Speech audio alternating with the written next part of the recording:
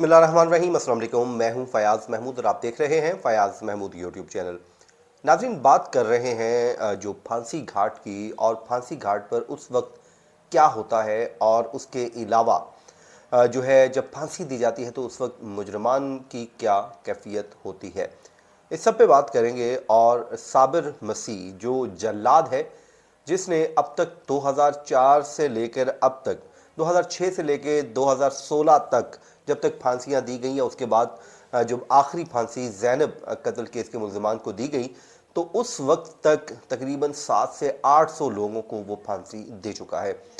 और उस वक्त होता क्या है, उसने सब कुछ सामने रखा है और बताया है कि क्या होता है। ये वही साबिर मसीह है जिसके दादा तारा मसीह, जिसने साबिक वज़ीर आज़म ज़ुल्फ़िकार अली भुट्टो को फांसी दी थी। तो बात करते हैं जी इसके इंटरव्यू की। तो उन्होंने अपने इंटरव्यू में जो कुछ सामने रखा वो मैं आपके सामने शेयर कर देता हूं। सबसे पहले तो उनसे सवाल पूछा गया कि जब आप किसी को फांसी देते हैं तो आपकी अपनी कैफियत क्या होती है।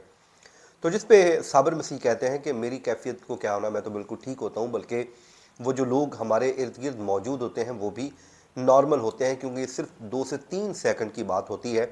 लेकिन जब हम किसी भी मुजरिम को फट्टे पर चढ़ा देते हैं फांसी लगाने के लिए, और वो जो वक्त होता है चंद सेकंड्स का या मिनट्स का, वो कहते हैं कि उस वक्त हम सब वहाँ पर खामोश हो जाते हैं और मुकम्मल खामोशी इख्तियार कर लेते हैं। और दो जो है वो कहते हैं कि हम मजमूई तौर पे इस वक्त मुलाजमीन हैं, जिसमें एक मैं हूँ और एक दूसरा नबील मसीह है। दोनों जलाद हैं और हम दोनों का काम है 3 मुख्तलिफ जेलों में जो है वो फांसियाँ लगाते हैं जाकर। तो वो कहते हैं क्योंकि हम बंदे 2 हैं और अगर किसी तीसरी जेल में फांसी आ जाए तो फिर वहाँ पर ही कोई सिपाही जो है वो मौजूद होता है और वो खुद ही मुजरिम को फांसी दे देता है।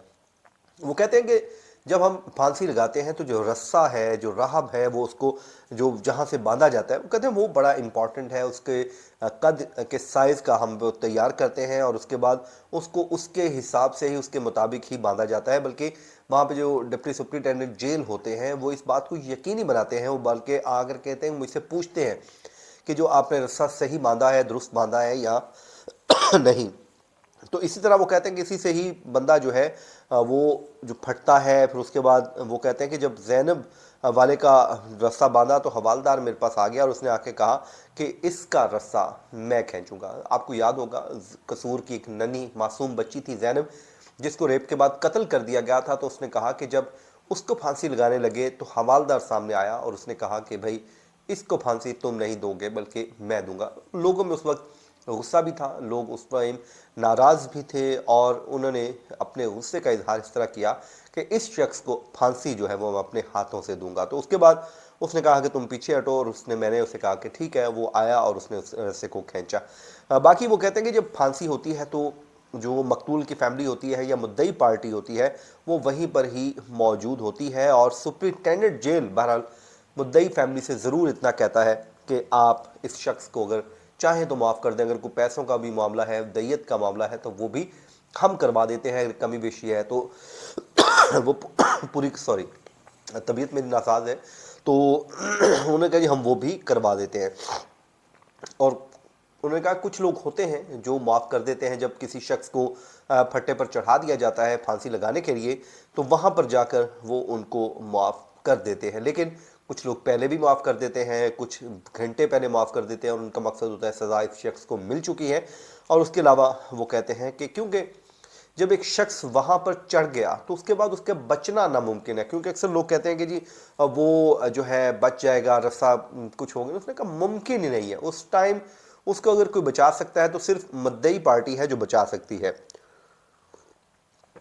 इसके अलावा वो कहते हैं कि कोई शख्स भी उस शख्स को वहां पर बचा नहीं सकता। बाकी वो कहते हैं कि जो शख्स जिना के इल्ज़ाम में आता है, रेप के इल्ज़ाम में आता है, तो उसको माफ़ी नहीं मिलती, उसको मुद्दई पार्टी भी माफ़ नहीं कर सकती, बल्कि उसको हुकूमत जो है वो खुद से फांसी दे देती है, क्योंकि ये कानून में मौजूद है। फिर बाकी उन्होंने कहा जी हम बिल्कुल आखिरी ख्वाहिश पूछते हैं और आखिरी ख्वाहिश उसके लिए हमें बाज़ाब्ता तौर पर लिखी जाती है। जो भी उसकी ख्वाहिश होती है उसको लिख लिया जाता है, सिपाही खुद पास बैठता है, उसको लिखवा कर लाता है और ये बता दिया जाता है उनके लवाहिकीन को भाई ये उसकी आखिरी ख्वाहिश है, और फिर वो बताई ज़रूर देती है। जब उसको लटका दिया जाता है तो तकरीबन आधा घंटा तक वो शख्स जो है उसी के साथ रस्से के साथ लटका रहता है। फिर सीढ़ी लगाकर, वो कहते हैं बांस की सीढ़ी होती है, उसको लगाया जाता है, फिर उसकी लाश को खोल लिया जाता है और नीचे रखकर उसके कपड़े तब्दील किए जाते हैं। तकरीबन वो कहते हैं कि सुबह 4:30 बजे फांसी लगाया जाता है, तो 5:15 5:30 बजे तक लवाहिकीन को उसकी लाश हवाले कर दी जाती है कि भाई इसको ले जाओ, क्योंकि कानून है आधा घंटा तो ज़रूरी है। उन्होंने कहा कि जी इससे कम नहीं होता, क्योंकि वो सदर मुमलिकत और जो कानून है उसके मुताबिक वो कहते हैं, यही कहता है कि इसमें आपने इतनी फांसी देनी है। बाकी उनसे पूछा गया कि आप कितने नामवर लोगों को फांसी की सज़ा दे चुके हैं, तो वो कहते हैं कि यार मैंने बहुत से लोगों को दी, फिर फैसलाबाद से एक डॉक्टर उस्मान था, उसको भी फांसी दी। और पूछा कि क्या कभी आपको तरस आया है, तो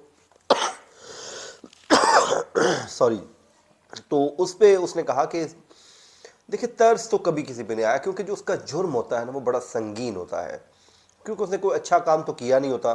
जो कभी किसी को मारा होता है, 302 लगी होती है, कि जिना किया होता है, या कुछ डकैती के दौरान को कत्ल किया होता है, तो इसलिए वो फांसी लग रहा होता है। बाकी वो कहता है कि एक दफ़ा एक मियाँ वाली की जेल में एक चचा को सज़ाए मौत दी मैंने, और जो है सज़ा दी, उस पर अमल दरामद किया। तो वो कहते हैं उसने सगे 2 भतीजों को कत्ल किया था। फिर जहलम में एक बाप ने जो को बेटों ने, जो बाप ही को अपने बाप को उन्होंने कहा जी फांसी लगवाया, और उन्होंने माफ़ नहीं किया और वो फांसी लग गया। फिर वो कहते हैं कि जी मेरे दादा जुल्फ़िकार अली भुट्टो साहब को फांसी लगाई थी। फिर उनसे सवाल पूछा गया कि जो फांसी का वक्त क्या होता है, तो वो बताइए।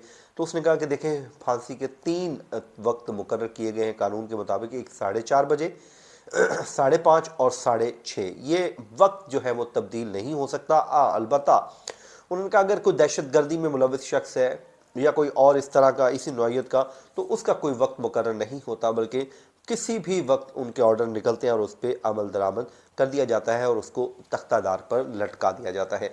नाज़रीन, ये वो इन्फॉर्मेशन थी, लेकिन इस दुआ के साथ कि अल्लाह ताला कभी किसी को इस नहज तक ना पहुँचाए कि उसको सज़ाए मौत हो, बल्कि अल्लाह ताला हम सब को अपने ज़ुबान में रखे। और कोशिश कीजिए कि अच्छे काम कीजिए, ज़िंदगी में ऐसा काम मत कीजिए कि जिसका पछतावे के अलावा कुछ नहीं। तो ये बहुत मुश्किल है, ये सिर्फ बातें सुनने की हैं, लेकिन जो करते हैं, जिनके ऊपर ये बीत रही होती है, आप सोचिए कि वो उस वक्त किन लम्हात से गुजर रहे होते हैं। तो अल्लाह ताला से बस मेरी दुआ है कि अल्लाह ताला हमें अपने हिफ्ज़-ओ-मान में रखे और नेक मौत हम सबको अता फरमाए और इस रास्ते से हम सबको महफूज रखे। नाज़रीन, ये था आज का हमारा वीलॉग। इंफॉर्मेटिव मैंने कोशिश की कि हम अब इंफॉर्मेशन बेस्ड चीज़ें भी सामने लेके आएंगे, जो लोग अक्सर सवालात पूछते हैं, उन सवालात की रोशनी में इन चीज़ों को किया करेंगे। तो उम्मीद है आप फीडबैक ज़रूर दीजिएगा। मुझे दीजिए इजाज़त। अल्लाह ने के बाद।